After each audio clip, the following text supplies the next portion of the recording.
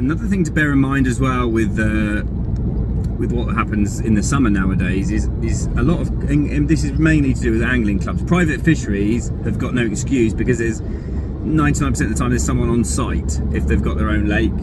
If they haven't, the most vulnerable ones are where there's no one on site and there's no electricity, no mains electric. Obviously they're the ones that need to plan better and have better fishery management strategies in place, ready for if and when there's a problem, not just in the heat but any time, to be honest. So obviously everywhere's different, so I hate generalizing, like, it's just because everywhere is different. But with angling clubs, where you've got good angling clubs, have got lots of members, and they're encouraging young members and stuff, and they're doing all they can to understand what the anglers want, but at the same time having a good feel for what's best for the actual lakes themselves, and habitat and fish welfare and everything else, and local environment as well. But it's important to understand that some angling clubs, very well managed, very well run, and they've got the support, and they've got youngsters, and they've got people willing to give a bit of time back to the club and do bits and pieces. And again, it's just monitoring and being on site and being there and being aware of what's going on. But we also visit just as many where it's kind of a bit of an old boys club. They don't want to take on any members. Very antiquated rules. Always preaching on about what it was like 30 years ago, and well, we can all do that. But at the end of the day, you've got to be realistic. So a lot of clubs that struggle in the heat and with predation and everything else, you've got to be aware that by keeping your club very small to a few old boys who just, they're not open to change, and they're not open to letting more members on, and they're not open to, perhaps changing the way they're viewing certain types of fishing. There's as many carp fisheries we go to where everyone moans there's no silverfish. Normally there is plenty of silverfish, they just can't catch them. But at the same time, it's the other way around as well. A lot of clubs try and spend so much money trying to be silverfish waters, and they're banging their head against it all, really. And there's lots of ways they can get new membership, but quite often they're not willing to do that. And then if they did that and charged a bit more money, fishing is cheap. I'm sorry, people think it isn't, but it's like any sport. You can pay a lot of money and go to some lakes. You can pay nothing and go to others, and that's the same in any walk of life. But just by increasing the funds a little bit of an angling club and taking on a few more members and working hard, you suddenly get more interest and input from people who are more likely to help, especially nowadays, with social media and everything is online, so it's quite straightforward to do that if you put the work in. But like I say, we work for clubs that don't do any of that, and then they literally wait until they have a real bad problem, and then they panic, and quite often they just lose a load of fish and go, right, we lost a load of fish, let's buy some more. And I just think that that isn't the way to go. So there's lots you can take from a hot summer, but learn from it. Like I say, if all you do is stock fish after a fish kill, you haven't learned anything. Normally there's a reason why those fish have died, and there are cases, and you see it in extremes, extreme winter, extreme summer, and not just on commercials but on low stock places as well. If you get immense amount of weed, if you get immense amounts of algal blooms that are causing a problem, as we said, not all of them do, then these are other things you need to identify, and the way to do that is visual monitoring and being ready. People balk at the idea of spending money on an oxygen meter or an aeration unit or pumps or something that's going to help them, but you want that on standby.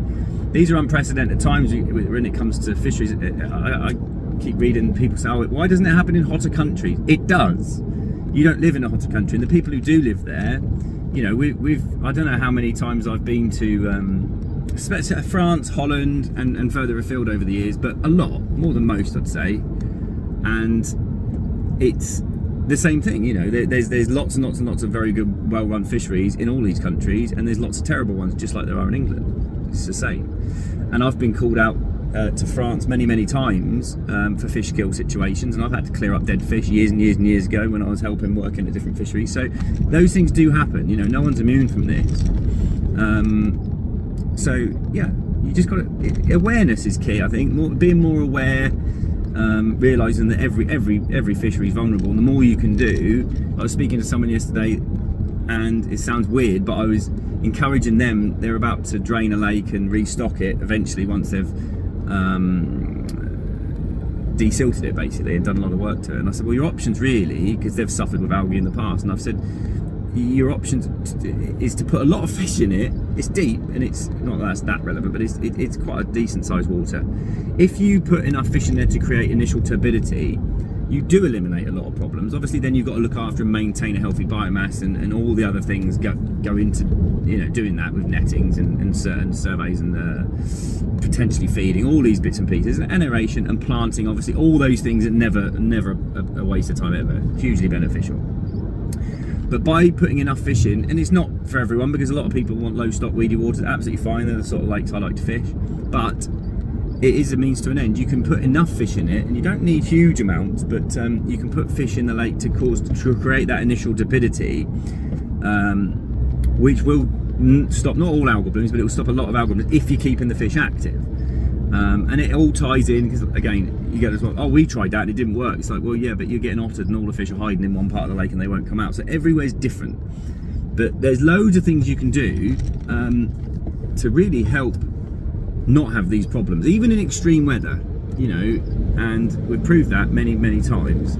There's always something you can do. And dyes, you know, dyes are part of modern fishery management. I don't particularly like putting dye in lakes. It looks a bit Mickey Mouse really, but if you absolutely have to, then, you know, there is applications where I've advised clients. I said, well, potentially, you know, you could dye it for these reasons. You know, it's not my first choice of how to prevent algal blooms, certainly, and it doesn't prevent all algal blooms, but again, site-specific applications, it's all, that's the job really, and that's why we're busy all the time, travelling all over the country, going to different places. Once you get to a place, once you've netted a lake once you've been in the water, once you've seen it and walked around, that's when you're gathering so much useful information, and if you've got the experience, that's when you can give focused advice.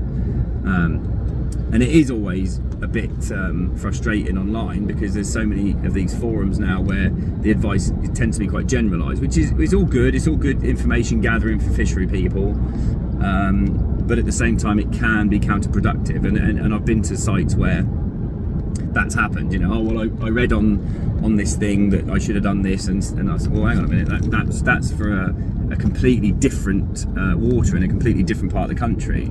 So all those things are worth bearing in mind. There's no one thing that's a quick fix. There's no one product you're going to buy. There's no one super fish. There's nothing like that is going to solve any of your fishery problems. But having a broader understanding and spending more time walking the lakes and looking, and being open to change, you know, and being open, you know, it's all about the fish and the fishery really. Anglers come and go. Anglers are replaceable. There's no shortage of anglers. And there's not going to be any shortage of anglers. It's the waters and the fisheries that need to have the impetus put on them to maintain high standards, and a lot do. You know, there's huge amounts of amazing fisheries, all sorts of fisheries all over the country, which sing from the same hymn book as us, and they do everything properly, and it's brilliant. And I like going to those. But there is also an awful lot that aren't, and most of the time they just blame funding or money, which I don't really buy into these days, because they've either spent a lot of money on fish, or they have wasted it on things that are doing them absolutely no good whatsoever. And even putting the annual cost of a club membership up by £5 per person, especially in this day and age, and everyone says, oh, but fuel's going up, cost of living's going up. Yeah, but so is everything else. You know, costs get passed on. That's just life. That's how it works. And I love places like up at Chesterton.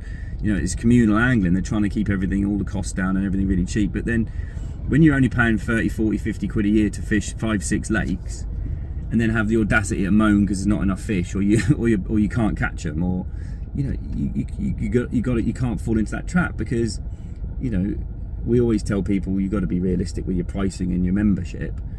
If you want to maintain decent standards, you know, and again, everywhere is different, but if you're going to want to fence waters, that costs money. Everyone should be applying for lottery and angling trust grants, because there is money there, but you've got to go. And a lot of people, oh yeah, but you've got to fill out some forms. Well, yeah, you know, you're not going to get money for free, unfortunately. You have to put the bit of work in. But we know a lot of people who have done brilliantly out of getting grants, and it's made a big difference to the angling clubs. So there's a lot you can take away from a hot summer. You know, I mean, we should be enjoying the warm weather. You know, we work in the cold water all winter, and then all you want to do is enjoy the summer. But you end up just running around chasing your tail, trying to help people. But which is fine, that's the job, and I love it. But it's when you go to places and they just turn around and say, well, fish are dying, oxygen crash. It's like, okay, why? What's happened? You know, and it's down to a number of things. But I do have an issue with people who just, it's almost like they think that's okay. Oh, well, it was an oxygen crash. Oh, it was an hour and they died. Okay, well, there are things you can do. And once you learn, the more you learn, the more information you get on your specific water, you will go, you'll find that those issues become less and less as years go by, without a doubt.